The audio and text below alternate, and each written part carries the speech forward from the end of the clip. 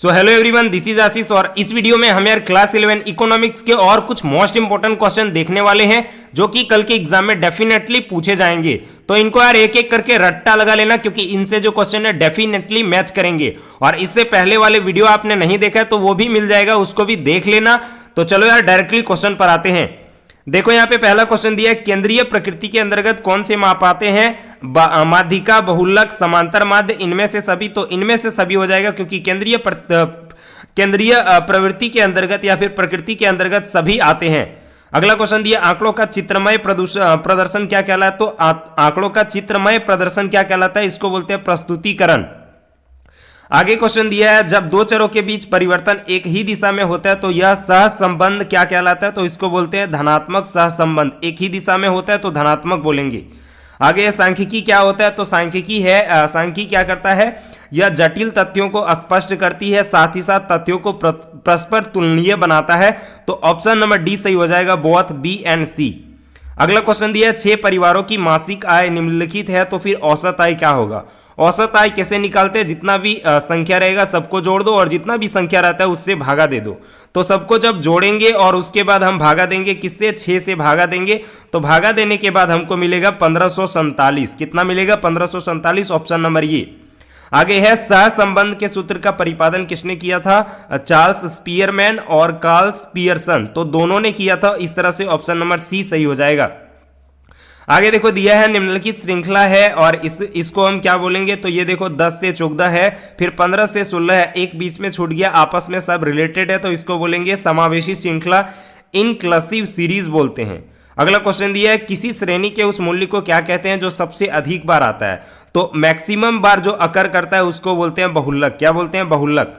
अगला क्वेश्चन दिया है, किसी अनुसंधान से संबंधित समग्र या जनसंख्या की सभी इकाइयों का अध्ययन किया जाता है, उस विधि को क्या बोलते हैं? उसको बोलते हैं जनसंख्या विधि। ऑप्शन नंबर बी सही हो जाएगा। आगे है, किसी समग्र में एक मत जितनी बार आता है उस मत को क्या बोलते हैं? उस मत को बोलते हैं आवृत्ति, फ्रीक्वेंसी। अगला क्वेश्चन दिया है, निम्न में से कौन आर्थिक क्रिया है? तो इनमें से उपभोग, वितरण और उत्पादन, कंजप्शन, डिस्ट्रीब्यूशन, प्रोडक्शन सभी आते हैं तो उपयुक्त सभी हो जाएगा। अगला क्वेश्चन दिया, मध्य बिंदु का निर्देशांक सूत्र क्या होता है? तो आपको पता होगा, मध्य बिंदु दोनों को जोड़ दो जो भी रहेगा और उससे 2 से भागा दे दो। ऑप्शन नंबर सी हो जाएगा, L1 + L2/2। आगे क्वेश्चन दिया, वे चित्र जिनमें आंकड़ों को दंडों या आलेखों के रूप में प्रकट किया जाता है उसको क्या बोलते हैं? उसको बोलते हैं दंड चित्र। तो ऑप्शन नंबर सी सही हो जाएगा। आगे देखो क्वेश्चन में 14 में दिया है, प्रश्नावली का प्रयोग काहे किया जाता है? तो प्रश्नावली का प्रयोग किया जाता है सर्वेक्षण में, सर्वे करने के लिए। आगे क्वेश्चन है, अर्थव्यवस्था की दुर्लभता संबंधी परिभाषा के परिपादक कौन थे? तो कौन थे? रॉबिन्सन।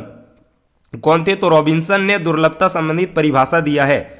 अगला क्वेश्चन है, किसी सारणी के मुख्य अंग क्या होते हैं? तो सारणी के मुख्य अंग शीर्षक और शीर्षक, टिप्पणी, सारणी संख्या सब होते हैं तो इनमें से सभी हो जाएगा। आगे है, निम्नलिखित समांतर माध्य के सूत्रों में से कौन सही है? तो इसमें सिग्मा FX/सिग्मा F जो है ऑप्शन नंबर ये सही हो जाएगा। आगे इस चित्र को क्या बोलते हैं? तो इस तरह से सर्कल बना रहे तो उसको हम बोलते हैं पाई चित्र, जो कि ऑप्शन नंबर डी में। तो ऑप्शन नंबर डी सही हो जाएगा।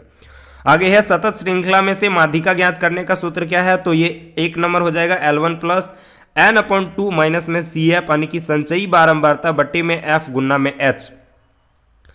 आगे देखो क्वेश्चन नंबर 20 में दिया है, निर्देशांक या सूचकांक का प्रयोग किसके कहाँ पे होता है? तो इनमें से देखो निर्देशांक और सूचकों का प्रयोग किया जाता है जीवन स्तर की जानकारी, विदेशी व्यापार संबंधी जानकारी, उत्पादन संबंधी जानकारी। तो सभी के लिए तो ऑल ऑफ दीज हो जाएगा। ऑप्शन नंबर डी सही। आगे है अगला क्वेश्चन दिया है, आंकड़ों के चित्रमय प्रदर्शन का उद्देश्य क्या होता है? तो इनका मेन उद्देश्य क्या होता है? प्रस्तुतिकरण और वर्गीकरण, सारांशित करना। तो इनमें से देखो प्रस्तुतिकरण हो जाएगा, यानी कि ऑप्शन नंबर सी सही हो जाएगा। आगे क्वेश्चन दिया, आयत चित्र किस श्रृंखला का आवृत्ति वितरणों का रेखा चित्रीय प्रस्तुतिकरण है? तो आयत चित्र जो होता है वो सतत श्रृंखला का प्रस्तुतिकरण होता है। अगला क्वेश्चन दिया, इनमें से कौन से सूत्र का प्रयोग अंतर चतुर्थक विस्तार ज्ञात करने के लिए किया जाता है? तो अंतर चतुर्थक विस्तार ज्ञात करने के लिए कौन सा सूत्र यूज करते हैं? Q3 - Q1। आगे है, निम्न तालिका से विस्तार ज्ञात कीजिए। विस्तार में फ्रीक्वेंसी को देखना, विस्तार में हम साइज को देखेंगे। सबसे बड़ा कौन है? 18 में। छोटा कौन है? 10। 18 में से 10 चला गया, कितना आया? 8। 8 किस ऑप्शन में? ऑप्शन नंबर सी में। तो ऑप्शन नंबर सी हो जाएगा।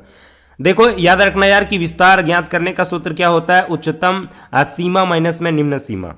अगला क्वेश्चन दिया है, समंकों आंकड़ों के अपकिरण मापने की सबसे सरलतम माप क्या होता है? तो सबसे सरलतम माप अगर हम बोले तो क्या हो जाएगा? विस्तार हो जाएगा, जिसको बोलते हैं रेंज।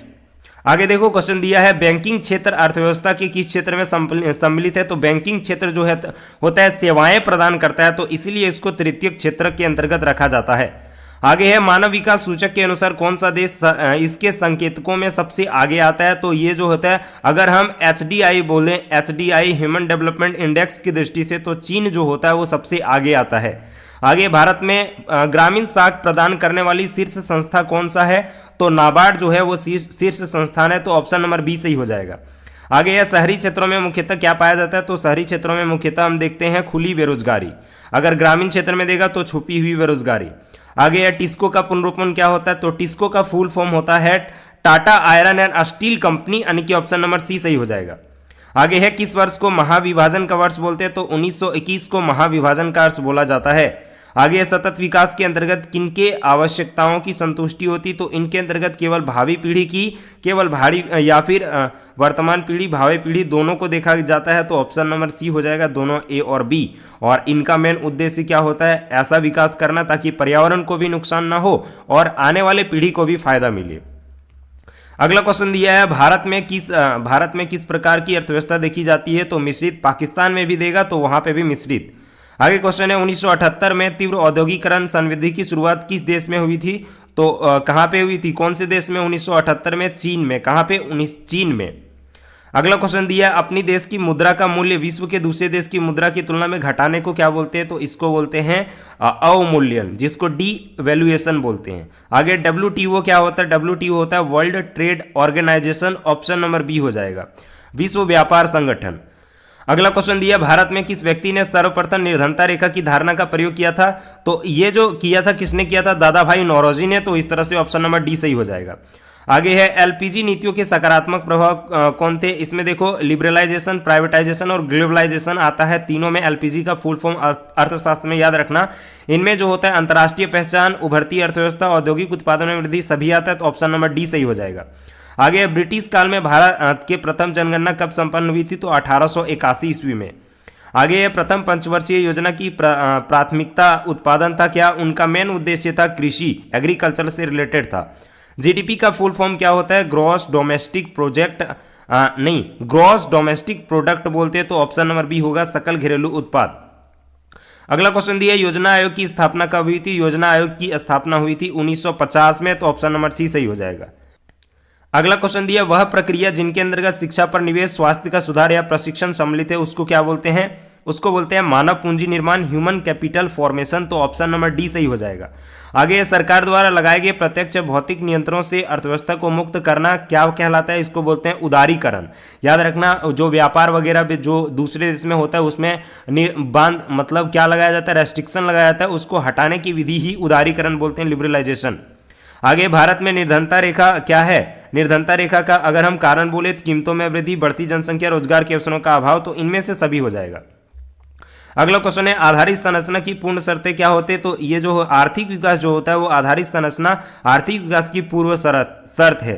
वर्तमान में कौन से राज्य में साक्षरता दर सबसे अधिक है? तो बिहार में नहीं, त्रिपुरा में। याद रखना, अगर यहाँ पे केरल ऑप्शन मिलेगा तो केरल में ही टिक लगाना, क्योंकि वहां पे साक्षरता दर सबसे अधिक है, उसके बाद त्रिपुरा। कृषि क्षेत्र में किस प्रकार की बेरोजगारी पाई जाती है? तो कृषि क्षेत्र में पाई जाती है छुपी हुई बेरोजगारी। आगे है, गैर वाणिज्यिक ऊर्जा के स्रोत क्या है? गैर वाणिज्यिक ऊर्जा के स्रोत हैं ईंधन की लकड़ी। अगला है, पर्यावरण में हानिकारक पदार्थों की उपस्थिति को क्या बोलते हैं? उसको बोलते हैं प्रदूषण। क्या बोलते हैं? प्रदूषण। तो इस तरह से हम लोगों ने इकोनॉमिक्स के कुछ 50 मोस्ट इंपोर्टेंट क्वेश्चन देख लिया। आई होप आपको याद हो गया होगा। वीडियो को लाइक कर देना, चैनल को सब्सक्राइब कर देना। मिलते हैं नए वीडियो में, तब तक के लिए पढ़ाई करते रहें। All the very best.